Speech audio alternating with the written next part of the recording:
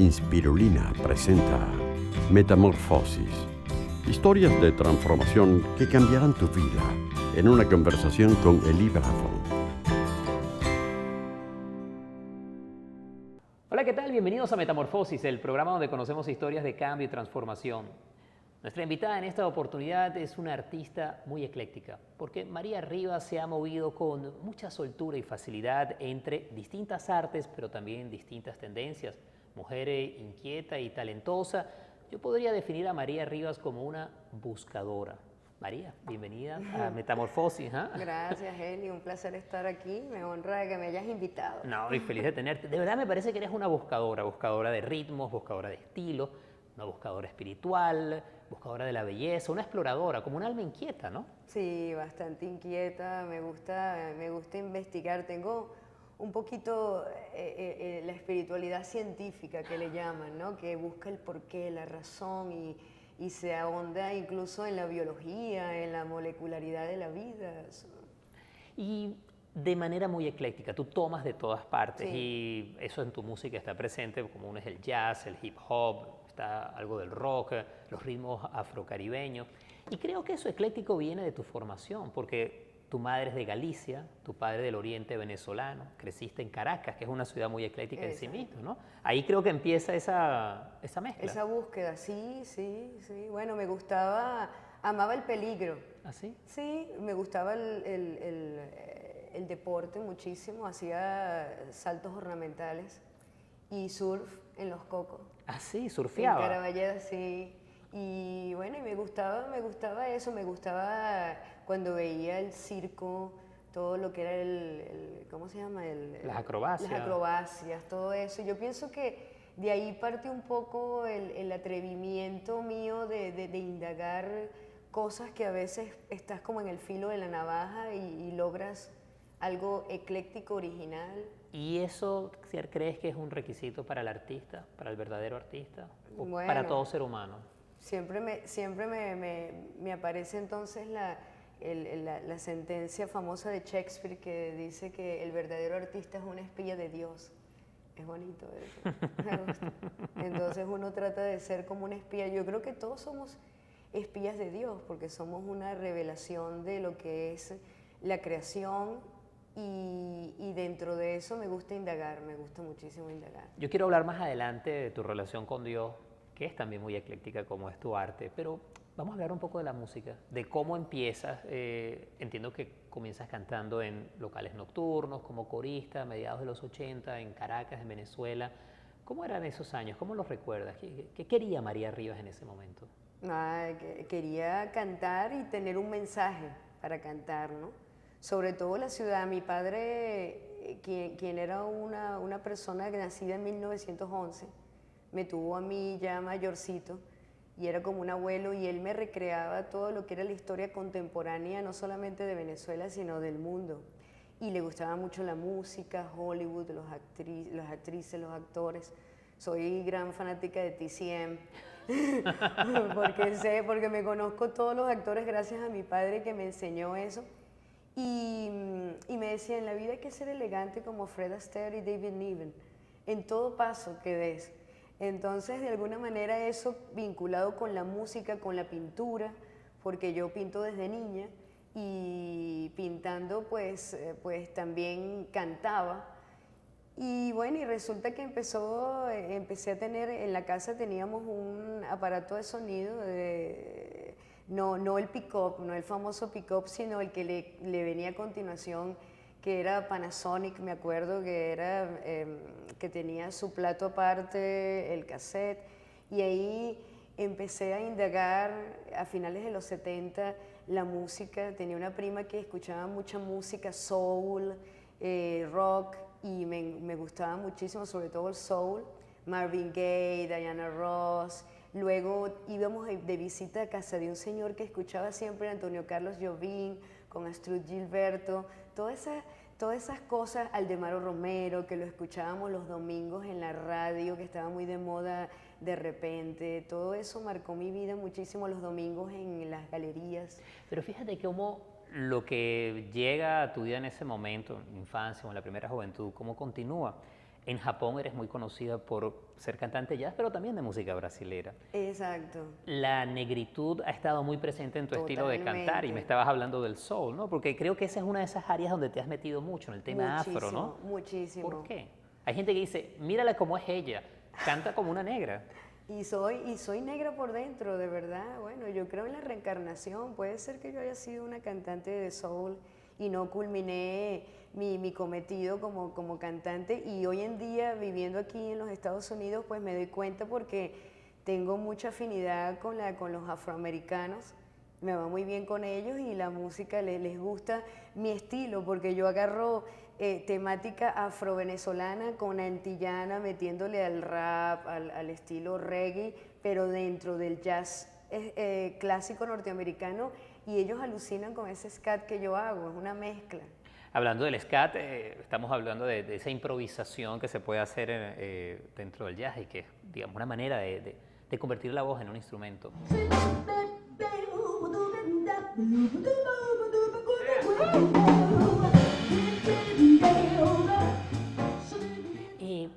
¿Cuándo se empieza a definir ese estilo tan ecléctico entonces? O sea, ¿cuándo empieza a surgir el mensaje que estabas buscando y cómo lo descubres? Mira, parece paradójico, pero lo que primero me incitó a querer ser cantante fue la problemática política de Venezuela. ¿Ah, sí? Es increíble, sí, en los años 80, porque, como te digo, mi padre fue una persona que amaba muchísimo a Venezuela, trabajó toda la vida para los gobiernos venezolanos. Fue 17 años administrador de personal de la Escuela de Medicina Vargas. Entonces íbamos a San José, a la zona de San José, y él me contaba, mira, aquí está el Panteón Nacional, aquí está tal, toda la zona. Luego trabajó en la Cancillería con Escobar Salón. Entonces había una parte cultural, histórica. De hecho, yo tenía 17, estaba eximida en Historia Contemporánea y las demás materias muy mal. Tenías un buen profesor, lo tenías en casa. Tenía 2 profesores y era paradójico. Tenía a mi padre y en la secundaria a Aristóbulo Istúriz. Imagínate eso, ¿no? Ahora, ¿por qué? Y Pascual Navarro. ¿Que fue tu profesor de música? Mi profesor de pintura. De pintura, perdón, sí, claro. Pascual Navarro era un loco, un bohemio que me alucinó. Él fue el que me destapó el coco totalmente con eso de ser artista y de ser bohemia y de ser buscadora. Y nos daba, por ejemplo, cuando hacíamos las clases de óleo, me decía, te voy a dar los 3 colores primarios, y el negro y el anaranjado. No, tú tienes que hacer todos los colores los vas a fabricar con los 3 colores primarios. Y el negro, entonces él me decía, la oscuridad la hace cualquiera, te voy a dar la luz, que es el blanco. Y acuérdate que todo artista tiene que encontrar siempre la luz en sus pinturas y un trazo personal. Entonces, eso me quedó marcado. Tú sabes que hablando de luz, tengo que hacer una pausa, pero me gustaría al regreso hablar de esa parte de la espiritualidad que has hablado mucho, que es la luz, además, que mueve tu trabajo. Exacto, exacto. Ya venimos con María Rivas en Metamorfosis. Entre las olas de carros, ese es su camino, un poquitico de espacio, cambio enseguida el destino, y de un lado, miran para otro, y se dan cuenta que son una moda. Respira y asimila. Regresamos enseguida.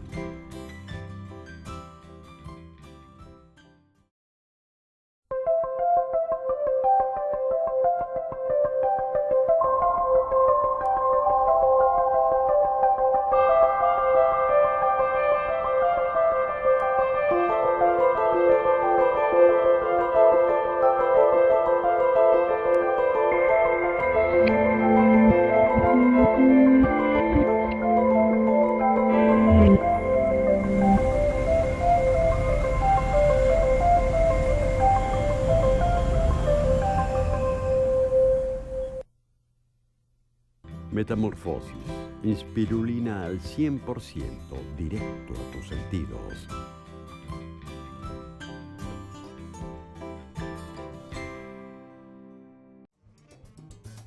María Magdalena, ¿dónde está? María Magdalena, ¿dónde está? Te nombraron prostituta y robaron tu santidad.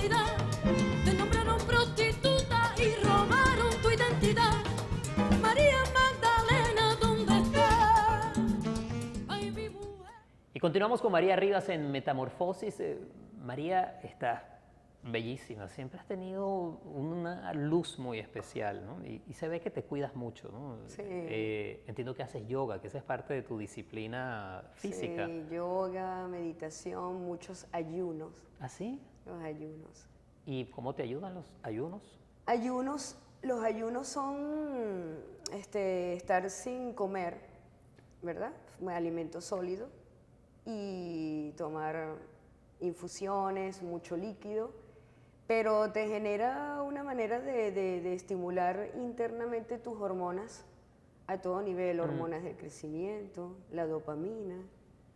Y lo haces con Todas tus- frecuencia. Sí, lo hago con frecuencia, mucho, ¿Y muchísimo. con la yoga, qué te ha traído la yoga? Oye, la yoga es el centro de equilibrio del punto medio, porque si no me pongo loca. ¿Cómo te controla? ¿Qué Muy hace? intensa. ¿Ah? ¿Qué hace? Bueno, me controlo así, como un caballo, así, tú sabes, cuando... O sea, cuando tiene que correr se aprietan las piernas y Ah. cuando no, se afloja para que se quede quieto. Algo así. Además de eso, leí en una entrevista que también rezas mucho, rezas el rosario. me gusta mucho la oración. Sí. La oración dentro del cristianismo, que es donde La te oración has- dentro del cristianismo, porque bueno, soy cristiana y me encanta todo lo que estamos descubriendo ahorita acerca de Cristo. Por ejemplo, ahorita estoy muy enamorada de los evangelios esenios, Ujú. que fueron inspirados por San Francisco de Asís, que era otro loco, bellísimo, cristiano y ecológico, porque fue el primero que dio a entender cómo amar los elementos de la naturaleza en el mundo occidental en el tiempo de la Inquisición. Y eso me marcó muchísimo porque he sido así desde niña, he amado los animales, las criaturas, todo ser viviente, todo, las piedras, todo. Bueno, la ecología ha Los estado elementos, presente. Además, no, exacto. tú en tu música hablas mucho de eso, el respeto a la tierra, del cuidado de la tierra. Me imagino que ese es uno de los mensajes que fuiste descubriendo en el Bueno, camino. y de hecho la coincidencia de los evangelios esenios me encanta porque en los evangelios esenios Cristo dice que hay que ser positivo en el pensamiento, tratar de limpiar la mente de todo pensamiento negativo, ¿no? Y eso es mucho, tiene que ver con la ley de atracción, todo esto, y ser ecológico con uno mismo. Cuando yo tuve la oportunidad de estudiar yoga, desde que tenía 21 años estuve en Macrodanza, que era una escuela de danza contemporánea en Venezuela, que daban, el calentamiento era yoga, con la profesora Nora Parisi. Luego tuve un accidente en moto en el 87, que me fracturé el fémur, quedó destruido y me lo reconstruyeron, gracias a Dios todo fue muy bueno. Y estuve 4 meses en cama y eso fue una oportunidad para redescubrirme como pintora, escuchando jazz, y la yoga me ayudó para mi recuperación. Luego retomo la yoga a finales de los 90, entrando en el 2000, con una escuela ayurvédica, y bueno, y ahí me decido a dar yoga en las cárceles, ¿no? Entiendo, sí. Exacto, en la Que cárcel lo haces de como mujeres. voluntaria, ¿no? Y le Lo enseñas hice eso a las como mujeres. voluntaria 3 meses en la cárcel de mujeres y en el INAM. Y ahí fue donde yo hice como y luego tenía yo una especie de escuelita en San Antonio de los Altos, donde yo vivía, de yoga con los vecinos, que fue muy lindo. Y el eslogan era ser ecológico contigo mismo. Explícame un poco más esa idea, ¿cómo eres ecológico contigo mismo? Bueno, no es fácil, sobre todo en Venezuela, que hemos sufrido tanto un cambio tan radical. Wow. Es duro. Es duro. ¿Cómo lo vives tú? Porque vives ahora en los Estados Unidos. Esta es tu base, Florida es la Ahorita es base mi donde base, estás sí. viviendo, ¿no? Lo cual además lleva a un proceso de inmigración que para ti que eres tan venezolana, tan caraqueña, Demasiado. ¿cómo has llevado eso? Ese cambio de identidad, de estar en una nueva cultura, de ser ecológica contigo mismo en un ambiente que es distinto. ¿Cómo Que lo es llevas? distinto. Bueno, lo llevo con creatividad, usando la oración muchísimo, los elementos, el mar, vivo frente al mar, veo el amanecer, veo el atardecer. Cada vez que sé que está la hora del amanecer y del atardecer, si estoy despierta o si estoy desocupada, voy y yo me arrodillo y lo devociono, me Sí. gusta. Es que suena que eres, no sé si decir muy religiosa, muy espiritual. O sea, Es ¿cómo? espiritual, porque Sí. religiosa no soy. O sea, No soy esa persona que, por ejemplo, yo tengo la oportunidad de estar en Japón 4 meses, ¿no? Y en Japón a mí me pasan cosas increíbles con ancestros y entidades japonesas que yo veo, que yo siento, porque yo practico el ayuno y el canto. Cantar es una bendición. Cantar es como un bautizo para el alma, el contacto con la música te genera, por ejemplo, yo estoy de mal humor o depresiva, porque me he deprimido mucho por Venezuela, y la música me euforiza, me da, y el ayuno también. Ahora, cuéntame cómo es eso que has visto entidades en Japón, ¿a qué te Mira, refieres? me ha pasado cosas, es increíble el poder del Oriente, ¿no? Es una cosa que te marca casualmente y fuertemente. Yo recibí la muerte de Aldemaro Romero, quien ha sido mi maestro musical. Aldemaro Romero es un compositor venezolano importantísimo, de la misma generación de Antonio Carlos Jobim. Yo sé que tú lo sabes, pero para la gente que no conozca pues la historia del musical de Venezuela. Y yo trabajé con él el último tiempo, era muy cercana, pero muchísimo. Caminaste los caminos de mi mente, le quitaste las arrugas a mi frente y sembraste tu sonrisa en mi dolor. Ruby, su hija genética y yo éramos tan cercanos, tan cercanas. Yo estaba trabajando todo el tiempo con Aldemaro y cuando me iba a Japón, pues él tenía su guayabo. Y en un momento, en el último año, su último año, que fue en el 2007, lamentablemente cuando él cae en crisis, yo estaba en Japón trabajando y una tarde estaba yo en ayuno y sueño con mis ancestros, con los ancestros familiares y con una tía que siempre me avisa cuando un familiar muere, porque yo soy así, mi familia es como 100 años de soledad, una familia muy sui generis, porque tengo una parte de la familia de mi padre que le gustaba mucho la espiritualidad. Uno de los O sea, tíos, que quizás por ahí te venía, ¿no? sí, uno de los tíos fue que me inculca a mí el Kriya Yoga con Paramansa Yogananda cuando tenía 13 años y todo con muchas coincidencias. Entonces, tomando de nuevo lo de Japón, tengo un sueño y sueño con mis ancestros y ese día que yo soñé fue el Día de los Ancestros que se celebra en verano en Japón y todo Tokio queda vacío porque la gente se va a los templos shintoístas de Kamakura, de las afueras, de Yokohama, a dar tributo a sus ancestros. Y esa noche que yo tengo ese sueño, yo digo, esa tarde yo digo, ¿quién se va a morir si toda esta gente, esta generación es tan vieja que ya se había muerto toda? Y cuando llego a cantar esa noche no había nadie en el sitio y le pregunto a mi amigo japonés, Fumitaka, que tocaba conmigo, le digo yo, ¿por qué no hay nadie? Dice, porque hoy es el Día de los Ancestros. Dice, hoy soñé con un ancestro. Dice, ese ancestro te quiere avisar algo. Y cuando regreso a la casa, en la noche, me llama la esposa de Aldemaro Romero y me dice, mira, Aldemaro está mal y creo que se va, y estaba en coma y despertó del coma y me dijo que te llamara y te avisara. O sea, conexiones así, yo tengo... De un lado a otro del planeta. Sí. Mira, tengo que hacer una pausa. Al regreso me gustaría, María, que habláramos de la mujer, que es Ok. otro de tus temas. Ok. Porque tú querías buscar un tema para cantar y ese, la Sí. mujer y sus derechos, ha Sí. sido uno. Ya venimos con María Rivas, Metamorfosis. Poco a poco, de la nada,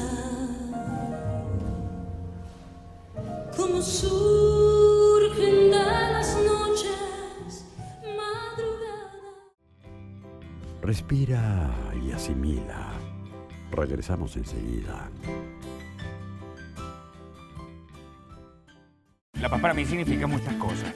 Es salir a donde sea y sentir buena vibra, buena energía. Para mí la paz es plenitud. Total tolerancia, donde no importa de qué raza seas, qué religión. La paz para mí Es aceptarse. La paz es respetar al otro. Es respirar y que de repente la respiración se te convierte en suspiro y no te das cuenta. Es Dios.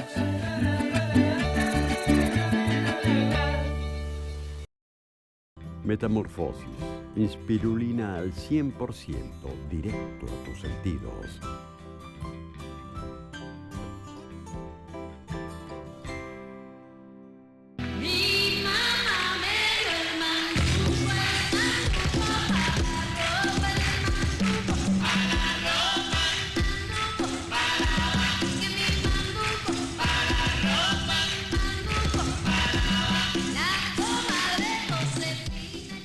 Y continuamos con María Rivas en Metamorfosis. Hemos hablado de música, hemos hablado de espiritualidad y quisiera hablar del tema de la mujer, que es uno de tus temas, incluso fue el tema central de uno de tus discos, como Acuador. Exacto. Que por cierto, tú eres acuariana, ¿no? Sí, soy acuariana. Pero es el disco más que dedicado a la era de Acuario, estaba creo que dedicado a eso, a la mujer, a uno de tus temas, a la defensa de la feminidad. Exacto. Y el rol de la mujer en el mundo. Y el rol de la mujer en el mundo. ¿Ese tema cuándo surge?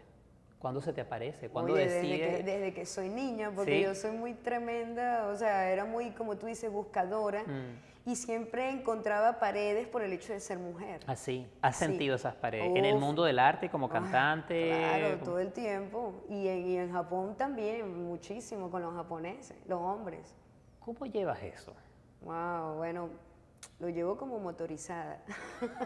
Malandramente, como dicen, o sea, cuando me ponen una, le hablo, mira, somos alma y alma. Aparte de mi género, yo soy un alma que tiene una inteligencia y que quiere participar en esto y no quiero que me discrimines. Entonces... ¿Ha cambiado eso en los últimos tiempos? ¿Tú podrías decir que en tu vida has visto un cambio importante en el rol de la mujer, el respeto a la mujer, la relación con las mujeres, digo, entre hombres y mujeres?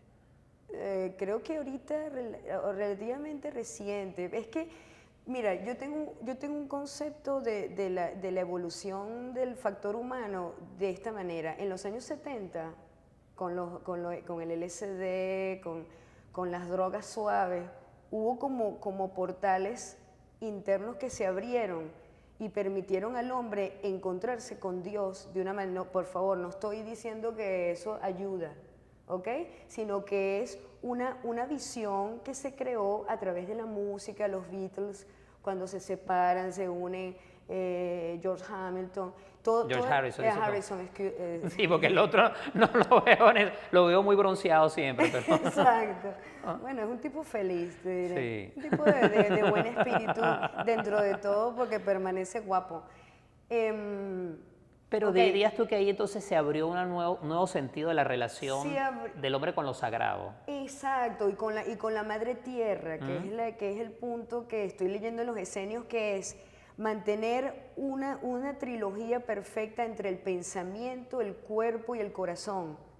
Entonces hablan de Enoch, que es el hombre perfecto porque vivía en relación perfecta con Dios y la naturaleza y su vida, y es que el carro es tu corazón, los caballos son los pensamientos y el jinete es tu mente, perdón, el carro es tu cuerpo, los caballos son los pensamientos y el jinete es el corazón. Entonces, ¿qué pasó? El corazón del hombre se volvió muy ego en los años 80, cuando entra la cocaína, entra el culto al ego y al materialismo voraz. Bueno, es famoso por esa época de eso. Los yuppies eran en ese momento como el símbolo de todo eso, ¿no? Del logro. ¿Y qué pasa después? Bueno, ¿En los 90 qué ocurre? Oye, no, o sea, hay una confusión, estamos confundidos. ¿Y ahora? Y ahora creo que estamos buscando otra vez abrir los portales porque la saturación del materialismo y de la banalidad y de la sexualidad dura está demasiado fuerte. ¿Y cuál sería la droga que abre entonces en estos momentos esa relación, si es que existe? Bueno, tu droga interna, que es lo que yo practico, o sea, por ejemplo, el vegetarianismo es un camino para encontrar ese respeto hacia las demás especies y hacia tu mismo entorno y tu templo, que es tu cuerpo. O sea, tu cuerpo es lo que te sostiene para poder tú avanzar en todo lo que es la capacidad de crear una verdadera evolución. Lo interesante es que puede haber esta imagen de María Rivas, esta cantante versátil, mejores cantantes de jazz de América Latina, tienes esa capacidad increíble y hay todo este mundo que está adentro, ayuno, rosario, yoga, la búsqueda, todo eso está allí. ¿sientes que siempre se termina transportando o transfiriendo eso al trabajo que hace? Claro. ¿O son dos mundos De paralelos? hecho, Primogénito, mi primer disco, es un canto político. O sea, es un canto, mira, tengo Desde la Mesa, que es un blues que critico el uso. O sea, yo comencé a cantar en los 80 y yo vi cómo la política fue minada por la droga, porque yo lo veía. Yo veía grandes empresarios y grandes políticos de mi país que estaban cayendo en eso. Entraba a los baños y entonces yo empecé a analizar. Yo soy muy Aldous Huxley, en ese sentido me encanta Aldous Huxley porque él era atrevido. Él por ejemplo, se ponía, entraba en un estado alfa y pues se ponía a escribir, ¿ok? Y a ver y analizar. También Carl Jung.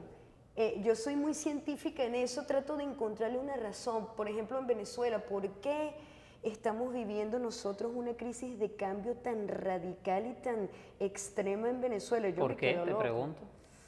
¿Qué hay allí? Wow, fuerte. No sé. Esta mañana estaba en el Facebook y puse una foto mía del Teatro de la Ópera en Maracay, que es un teatro que adoro, donde fui descubierta como artista, y entonces pongo fotos en el Teatro de Maracay 2004 y alguien me contesta y me dice: María, un saludo desde Maracay. Lamentablemente hace 2 años ese teatro es una ruina, está en ruina, es un teatro fantasma. No entiendo. Entonces el autoestima del venezolano, ya yo no le echo la culpa a los políticos, nuestro autoestima es muy bajo. Lo cual lleva un poco a esa necesidad de una transformación de cualquier individuo, puede ser Venezuela o en cualquier otro lugar, para poder transformar una comunidad o un país. Quiero cerrar con el tema de la maternidad de tu hijo. Tienes un hijo, Sí, Jeremías, tengo ¿no? un hijo, Jeremías. Que es ya grande, ¿ya? 30 años. O sea, acaba de ir a Venezuela ahorita, tenía 10 años, él vive en Mallorca. Ajá. ¿Cómo fue para ti con esa vida de giras, de noche, de conciertos? Ay, buenísimo, porque Jeremías es crazy glue total también. O sea, él y yo disfrutamos muchísimo. Por ejemplo, yo viví en Aruba y la primera vez que yo llego a Aruba recibo un contrato para cantar y vivíamos en una suite. Entonces él era un consentido en el hotel. Entonces él me dice: mamá, la época más fina de mi vida fue cuando vivíamos en Aruba. Y yo le decía, a mí me criticaba mi familia: no, que tú eres muy loca porque el niño debe estar rodeado de la familia, tal. Y entonces yo le decía a Jeremías, tú eres hijo de artista, acuérdate de eso, tú eres bohemio como yo, y nosotros vivimos, este es el mundo de la artisticidad y tú lo vas a pasar bien, y fue así. Y lo ha disfrutado, ¿no? Wow, Qué bueno. tú sabes lo que es vivir en Aruba y entonces cantar en la noche, entonces luego al mediodía, en la mañana lo llevaba al colegio, luego en la tarde nos íbamos a hacer snorkel en la playa. Wow, eso era demasiado fino. Y él dice: mamá, demasiado fino, no te preocupes, yo no tengo trauma de eso. Oye, disfruté mucho la conversación, María. 1.000.000 de gracias. Oye, no, gracias a ti. Y bueno, y espero que todos nosotros en este 2012 podamos encontrar un portal abierto en nuestro corazón, en nuestro cuerpo y en nuestros pensamientos, sobre todo pensar en positivo para cuidarnos más nuestro cuerpo y por supuesto nuestro corazón, y así crecer evolutivamente con la evolución de esta madre tierra que es tan hermosa. Gracias, qué bueno, muchísimas gracias, 1.000.000. Gracias. Y a ustedes muchísimas gracias por habernos acompañado en Metamorfosis. Inspirulina presentó Metamorfosis, historias de transformación que cambiarán tu vida, en una conversación con Eli Bravo.